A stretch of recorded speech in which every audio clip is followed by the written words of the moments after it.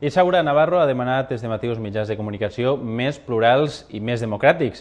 Ho ha manifestat després de xatejar amb els visitants de la pàgina web del diari Levante. Tota una aposta del bloc Iniciativa Verds amb les noves tecnologies. La cap de llista de bloc Iniciativa Verds, Isaura Navarro, ha parlat este matí amb els visitants de la pàgina web del diari Levante. Ho ha fet a través d'un xat. La candidata ha contestat les preguntes dels cibernautes, que sembla que han sigut bastant variades.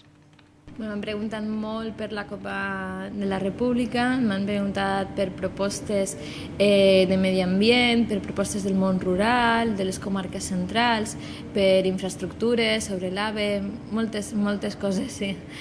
Sanitat, ensenyament, les inquietuds que tenen sobretot els ciutadans i que no solen tindre resposta per part dels grans partits que parlen de coses més llunyanes.